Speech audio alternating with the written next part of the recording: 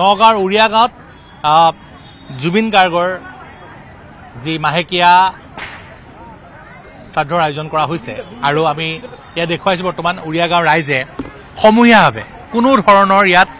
দান বৰঙণি সংগ্ৰহ কৰা হোৱা নাই ৰাইজে নিজাববীয়াকৈ সকলোৱে ইয়াত তেওঁলোকে শ্ৰাদ্ধৰ আয়োজন কৰিছে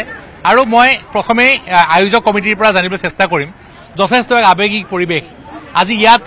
যিসকল ভকত বৈষ্ণৱ আহিছে যিসকল ৰাইজ আহিছে সকলোৱে কিন্তু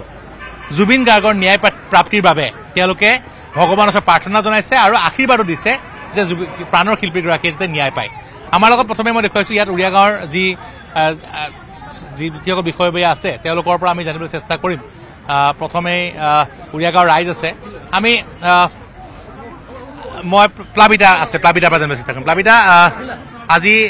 যেতিয়া নাম সামৰণি হৈছিলে তেতিয়া যথেষ্ট কিন্তু এক আৱেগিক পৰিৱেশৰ সৃষ্টি হৈছিলে হয় আজি সকলোৱে জানে আমি আমাৰ সকলোৰে মৰমৰ জনপ্ৰিয় কণ্ঠশিল্পী হাৰ্ট থ্ৰব জুবিন দাক আমি হেৰুৱা আজি একমাহ সম্পূৰ্ণ হৈছে আৰু সমগ্ৰ অসমতে আজি 19 ছেপ্টেম্বৰৰ পৰা সকলোৱে কান্দিয়ে আছে আৰু আজিও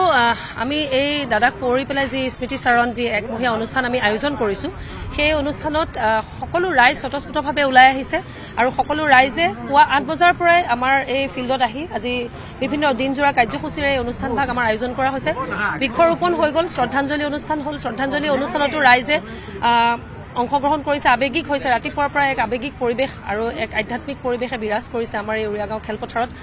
সকলোখিনি ৰাইজ স্বতঃস্ফূৰ্তভাৱে ওলাই আহিছে আৰু এতিয়া আপোনালোকে দেখিছে ইতিমধ্যে নাম প্ৰসংগ সমাপ্ত হৈছে নাম প্ৰসংগতো ৰাইজে কিদৰে কান্দিছে দাদাৰ কাৰণে তেওঁ এনেকুৱা এজন ব্যক্তি আছিলে একে বৃদ্ধৰ পৰা একে শিশুজনলৈ সকলোৰ অন্তৰত তেওঁ আচলতে বহি আছে আৰু এয়া সদায় থাকিব দাদা আচলতে কায়িকভাৱেহে আমাৰ মাজত নাইকিয়া হৈছে তেওঁ অমৰ হয় আৰু অমৰ হৈয়ে থাকিব সদায় আৰু আমাৰ উদ্যোক্তা কমিটি সকলো যথেষ্ট কষ্ট কৰিছে ৰাইজেও যথেষ্ট কষ্ট কৰিছে স্বতঃস্ফূৰ্তভাৱে সকলোৱে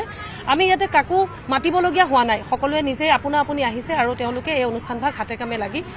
আজি এই অনুষ্ঠানভাগ আয়োজন কৰা হৈছে নিশ্চয় আমাৰ লগত গোসাঁই আছে মই আপোনাৰ পৰা জানিব চেষ্টা কৰিম যেতিয়া আশীৰ্বাদ দিছিলে আপুনি আশীৰ্বাদ দিতে কান্দিছিলে আজিলৈকে এনেকৈ কেতিয়াবা আশীৰ্বাদ দিতে কান্দিব লগা হৈছে আমি জীৱনত তেনেকৈ ইমান সুখ কৰা নাছিলোঁ কিন্তু আজি পৰম শ্ৰদ্ধাৰ আমাৰ যে জুবিন দেৱৰ প্ৰভুৰ মাহেকীয়া অনুষ্ঠানভাগত আমাৰ যি সমবেত হোৱা ভকত বৈষ্ণৱৰ আই মাতৃসকলৰ সহযোগত যি প্ৰভুৰ পৰম মংগল যি গুণ নাম হ'ল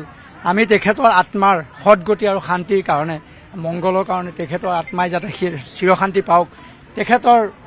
এই ন্যায়টো আমাৰ ৰাইজে বিচাৰিছে আৰু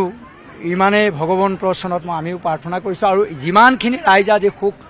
দুখ কৰিছে আমি জীৱনতো মোৰ পিতৃ মাতৃ ঢুকাওঁতেও মই এনেকুৱা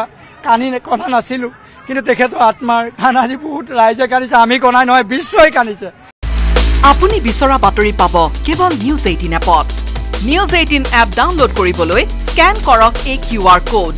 গুগল প্লে ষ্টৰতো পাব এই নিউজ 18 এপ